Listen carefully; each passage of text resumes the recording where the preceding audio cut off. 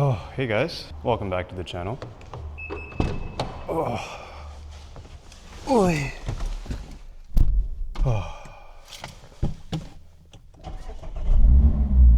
So my Sunday's going pretty good. I recently got back into running, and I went for a 4-mile run this morning, and then I washed my car, and in about 2 hours I'm about to see the San Francisco 49ers destroy the Seattle Seahawks. So yeah, Rachel got a new car recently. You know, she's not the most comfortable driving that car yet, so sometimes when she doesn't feel like driving, I'll drive the car. So yeah, the car that she got is the Toyota Corolla hatchback. It is pretty cool. It looks like a super tame GR Corolla, kind of. Obviously it's nothing like a GR Corolla on the inside, but yeah, it's an automatic. And if you're kind of new here, like, I daily this Miata. So basically, like, before I drove Rachel's car, and also like a few weeks ago when I went back to Taiwan and I drove my dad's car, which was also an automatic, I have only been driving manual. And I think I got this car like over 4 months ago, so it was basically just like 3 or 4 months of consistently only driving manual. And so I kind of forgot what the experience of driving an automatic is like, and I forgot just how chill it is and like how easy it is when you're driving an automatic. You use half of your body, like rather than using both hands, one hand for the steering wheel, one hand for the shifter, and both legs, you know, 1 foot for the clutch and 1 foot for the brake slash, you know, throttle. You literally only use half. And also it takes, like, I feel like for me, like 40% as much brain power to drive an automatic. And so yeah, it was really relaxing. Like when I was driving Rachel places in her automatic, you know, it was like easier to have a conversation with her just because, you know, there's like less for my brain to do. So yeah, going back into an automatic from driving a manual was very strange. It got me thinking, like, for a split second, like, why do I daily a manual? Like, it's just driving with like so many extra steps. Why am I driving a manual in LA, bro? Like, what is wrong with me? And I think the reason I like driving manual so much is because I feel like we live in a world today where everything is just so optimized. It's so easy to do stuff nowadays. Like, you can put so little effort and so little time and so little brain power into things, and you can get like crazy results. Some examples of this, right? Like, if you're applying to like a fucking job and you need a cover letter, you can just get ChatGPT to generate a cover letter for you. So yeah, like, there's a lot of stuff. And same with like driving a car. Like, when you drive an automatic, like, so much is just kind of like figured out for you. You don't have to shift gears. You don't have to put it in a neutral when you stop. You don't need to worry about stalling. Like, you know, there's so many different things that are kind of just figured out for you.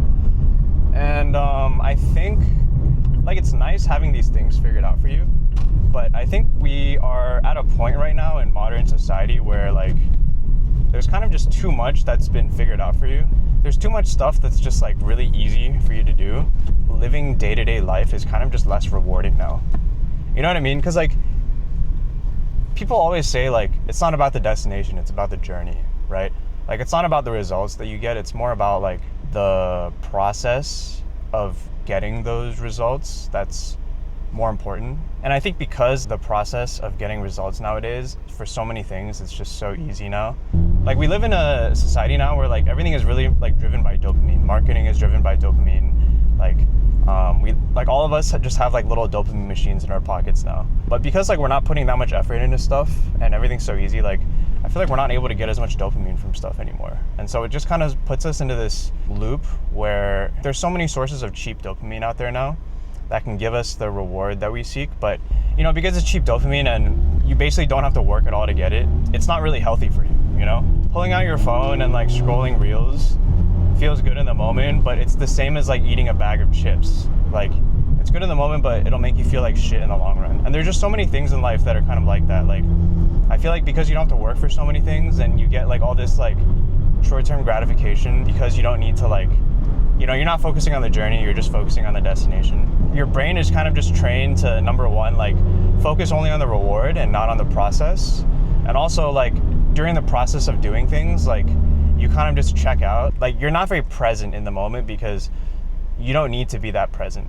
A lot of people, I think, struggle with this when your brain is kind of in this state where it's not really stimulated and you're kind of just waiting for the reward. Like, it's easy to get bored. And I think boredom is like a really big issue that we have, at least in like, you know, like a modern society in like, you know, like a developed country in the US. Like, I recognize that a lot of these problems that I'm talking about right now they're very privileged problems. These are like first world problems, you know, like we don't have to worry about food, we don't have to worry about shelter, we don't have to worry about water. Like, having the ability to worry about the journey and not the destination is like very much a privileged thing. But yeah, I think because it's so easy to get a result nowadays and you don't really need to put much like effort into things, people are just really bored now. And that kind of just takes me back to the whole like cheap dopamine thing. Because we're so bored, we're constantly just searching for cheap dopamine, and there's a lot of sources for that. Where the fuck am I going with this, right?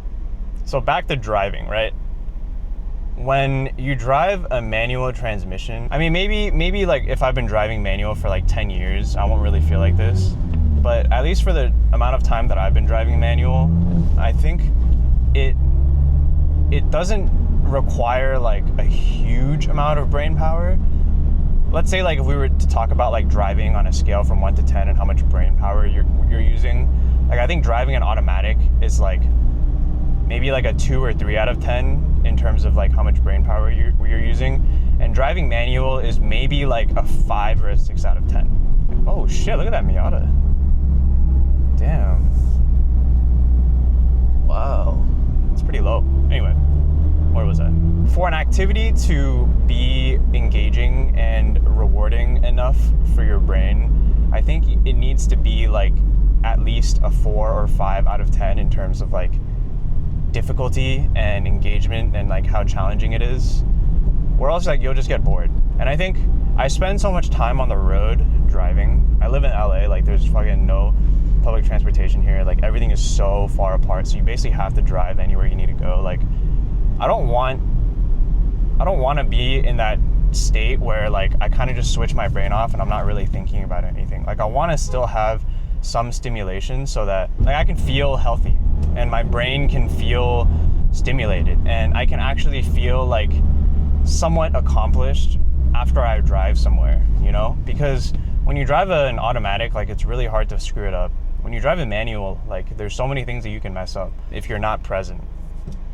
And so I think I like driving manual more than an automatic because obviously it's more stimulating than driving an automatic. But I think I like the stimulation because I like feeling like my brain is occupied by something. Like I don't like going through my day feeling like my brain is working at like 2 or 3 out of 10 to get a reward from something, you know? Like driving a manual transmission is like the perfect amount of stimulation for my brain when I'm just trying to get somewhere that makes the reward of just getting there and successfully driving like so much better. Like it forces you to focus more on the drive itself rather than like where you're going. And I like that. Like it forces you to be more present. Like it doesn't have to be driving manual, you know? Like the point that I'm trying to make here is that you need to like take some of the stuff that you do day to day where you would normally like turn your brain off when you're doing it to get a reward.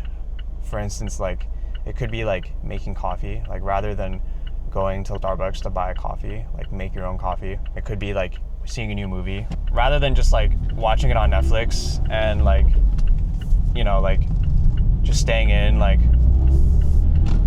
go out to like a movie theater, like plan like a day.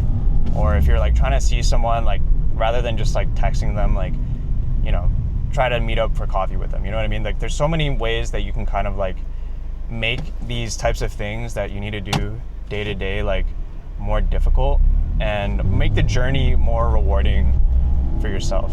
And even though you're still going to get the exact same reward from doing that thing, the process of making it a little bit more difficult for yourself will also give you that much more of a reward in and of itself, right? So yeah, man, that's kind of like my spiel. And I'm trying to like kind of adopt this way of thinking towards like a lot of different things in my life. I'm hoping that you guys can too.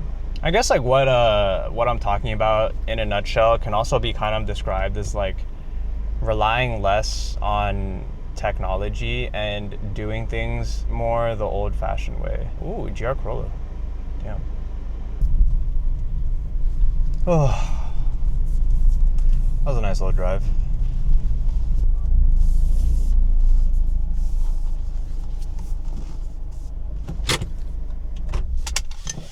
All right. All right, guys. Well, that was my little spiel on why you should drive a manual, because sometimes it's more rewarding to take the long way, to take the harder and more difficult path to get to the same result. Yeah, I hope you have a great rest of your week, and yeah, I'll catch you on the next one. Peace. Bang, bang, Niner gang.